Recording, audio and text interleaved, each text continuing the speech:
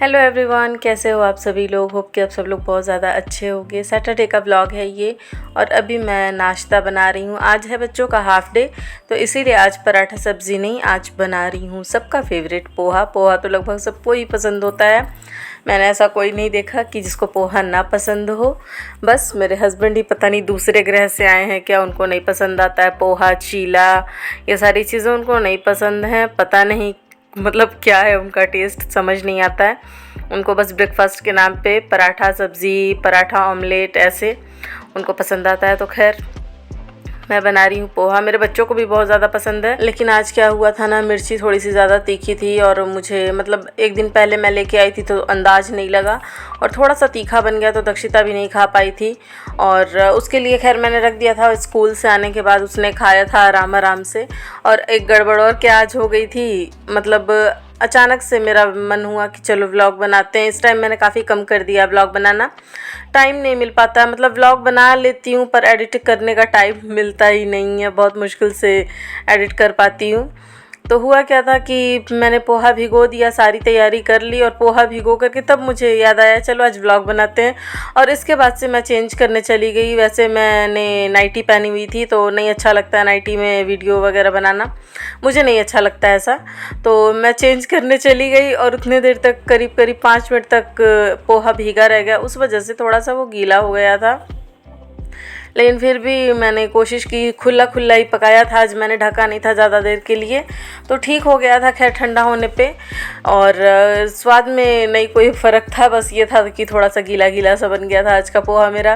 तो खैर सिंपल मैंने बनाया था। और मैं पोहे में नींबू और चीनी थोड़ा सा ज़रूर डालती हूँ, बहुत ज़्यादा टेस्ट बढ़ जाता है। और राई और करी पत्ते का तड़का भी अब लगाती हूँ। पहले क्या था, जब यमुनानगर में मैं बनाती थी, मतलब जैसा हम लोग बचपन से मैंने सीखा, बचपन से नहीं मतलब 8वीं 9वीं क्लास से जब से मैंने बनाना सीख लिया था, तब से क्या था बस ऐसे ही बनाती थी मैं, बिना राई और करी पत्ते का तड़का दिए। लेकिन अब क्या करती हूँ मैं, राई, करी पत्ता, हरी मिर्ची का तड़का लगाते हैं, प्याज का तड़का लगाते हैं, बहुत ही टेस्टी बनता है ऐसे पोहा।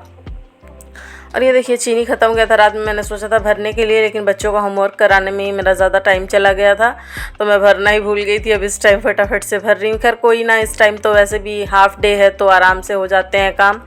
और सैटरडे को मैं क्या करती हूँ, सुबह ही पहले झाड़ू लगा करके नहा लेती हूँ। मोस्टली नहा लेती हूँ सुबह में ही, लेकिन कभी कभी होता है ज़्यादा कुछ करना है तो बाद में ही नहाती हूँ। तो अभी देखिए पोहा बन चुका है। अब इसमें मैंने डाली है थोड़ी सी चीनी, मुश्किल से 2-3 चुटकी, और आधा नींबू का रस। इसको मिक्स करके थोड़ी देर के लिए ढक के रख दीजिए। पोहा बहुत ही ज़्यादा सॉफ्ट बनता है। खैर आज तो मेरा वैसे भी थोड़ा सा एक्स्ट्रा ही सॉफ्ट बन गया था ज़्यादा देर भीगे होने की वजह से। और एक तरफ मैंने रख दी थी चाय। आरुष ने बोला था चाय पिएगा, इसलिए थोड़ा जल्दी बना रही हूँ। हस्बैंड अभी सोए थे क्योंकि सैटरडे को वो लेट तक सोते हैं, और उन्हीं के लिए मैं ये आटा सान रही हूँ। बस 2 ही रोटी बनानी है, मतलब 2 पराठे, तो इसीलिए बस छोटे से कटोरे में मैंने सान दिया, प्लास्टिक का है कटोरा वो। और ये देखिए यहाँ पे आरुष को कुछ सामान लाना था तो वो आया था पैसे लेने मेरे से। ये सब चीज़ें तो चलती ही रहती हैं बीच बीच में अपनी। तो यहाँ पे देखिए मैं निकाल रही हूँ दक्षिता के लिए नाश्ता। उसने दूध और टोस्ट ही बस खाया था क्योंकि थोड़ा सा तीखा बन गया था आज का पोहा, इसलिए। और वो ऐसे मतलब बाहर का जो चिप्स वगैरह होता है ना, वो तीखी चीज़ें वो खा लेती है, लेकिन घर पे अगर कुछ बनाओ और थोड़ा सा मिर्च एक्स्ट्रा हो जाए तो फिर ड्रामा तो भैया देखने वाला रहता है इसका कि इतना ज़्यादा और मेरे हस्बैंड को भी तीखा बिल्कुल भी नहीं पसंद है।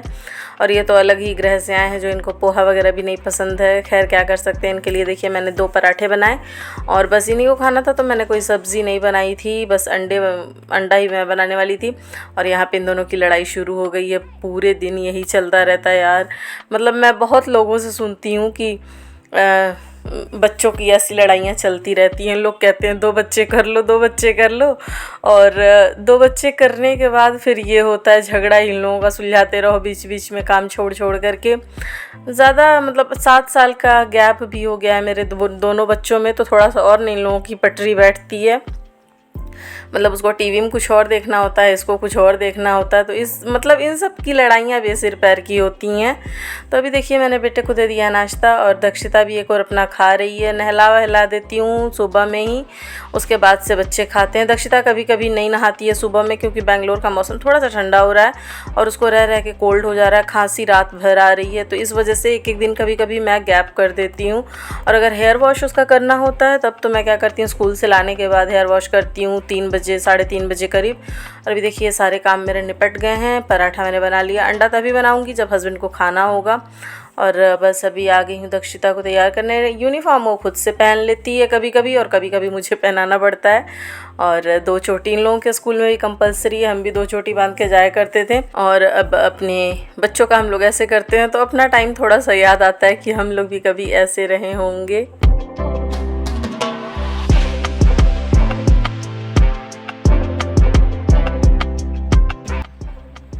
मैं अपने स्कूल जा रही हूँ। आज हाफ डे है ना?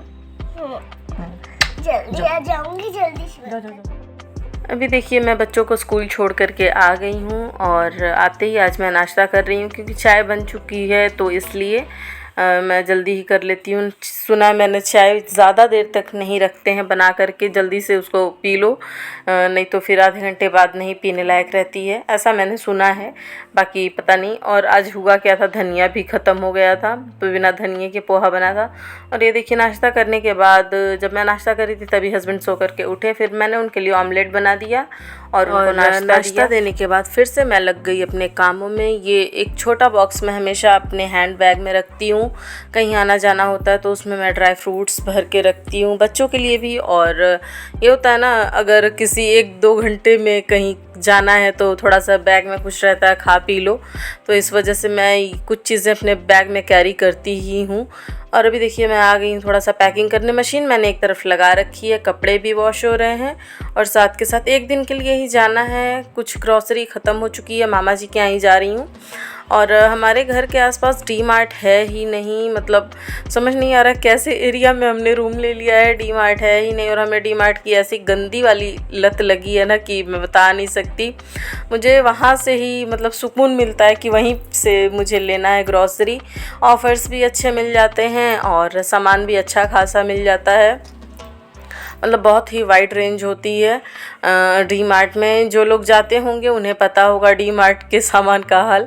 तो खैर ये देखिए बैग पैक करने के बाद वापस से मैं आई, कपड़े धुल चुके थे, खंगाल भी दिए थे मैंने मशीन में ही। और इस वाली मशीन में बहुत ज़्यादा कपड़े उलझते हैं, मतलब जब सुखाने के लिए निकालना होता है ना तब तो अच्छे खासे दिमाग का दही हो जाता है, पूरा मतलब उलझ जाते हैं। और कभी कभी क्या होता है, खींचो कस के तो अपने ऊपर ही पानी आ जाता है। तो ये देखिए मैंने कपड़े लगाए सूखने के लिए, वापस किचन में आई, रात के धुले बर्तन मैंने बास्केट में लगाए। इसके बाद से सारे बर्तन धुले, मुझे निकलना भी है टाइम से। और हस्बैंड नहीं जाने वाले हैं, अकेले ही मैं जाऊंगी, क्योंकि हस्बैंड को ऑफिस के काम से कहीं निकलना है, तो इसलिए मैं सोच रही हूँ कि टाइम से निकलूँगी तभी टाइम से पहुँचूँगी। और नहीं तो अगर शाम में निकलते हैं तो फिर वो ट्रैफिक में फंसे फिर रात ही हो जानी है वो तो इसलिए मैंने अपने सारे काम निपटाए। और अभी देखिए स्कूल में आ गई हूँ मैं बच्चों को लेने, और यहाँ पे आज कुछ था तो ये सारे बच्चों ने बनाया था करेले का ये मगरमच्छ है। और इसके अलावा देखिए सबसे सुंदर तो मुझे ये लगा, नारियल का बनाया गया है, बहुत प्यारा सा। ये सारे बच्चों ने ही बनाया था, इको क्लब एक्टिविटी कुछ ऐसे करके था। और ये सब मैं देख ही रही थी, मुझे बहुत अच्छा लगा तो मैंने बस थोड़ा सा कैप्चर कर लिया। और ये सब कर ही रही थी तब तक बच्चे हैं, और ये तो बिना 1 घंटा खेले निकलती नहीं है। पार्क कैसे खुला सा है स्कूल में, तो ये थोड़ी देर खेलती है। खैर मैं घर लेकर के गई, बच्चों को खाना खिलाया, थोड़े से जो काम थे निपटाए, मोबाइल को चार्ज किया, और इसके बाद से मैं बच्चों को लेकर के निकल गई। आरुष दूसरी सीट पर बैठा था और बस में बहुत ज़्यादा भीड़ थी, और करीब 1 घंटे हमें लग गए थे मामा जी के घर जाने में। वहाँ पे जा कर के तुरंत मैंने चाय पिया और फिर तुरंत अकेले निकल गई डी मार्ट के लिए। डी मार्ट में भी मुझे करीब 1 घंटे लग गए थे, क्योंकि बहुत ज़्यादा रश होता है डी मार्ट में तो। और ये देखिए मैंने सारी ग्रॉसरी अपनी ले ली है और लाइन में लगी हुई हूँ। भीड़ देखिए कितनी ज़्यादा है, संडे को और ज़्यादा भीड़ हो जाती है, इसीलिए मैंने सोचा चलो इसी समय ले लेते हैं सारा सामान। और 1 घंटे मुझे ऑटो का भी वेट करना पड़ा था। खैर ऑटो मिला और मैं चली गई वापस घर। और बस अभी इस व्लॉग को इधर ही एंड करती हूँ। अच्छा लगा तो लाइक शेयर एंड सब्सक्राइब ज़रूर कीजिएगा। मैं मिलती हूँ आपसे एक नई वीडियो के साथ। तब तक के लिए अपना ख्याल रखिए, खुश रहिए, खुशियाँ बांटिए। Thanks for watching.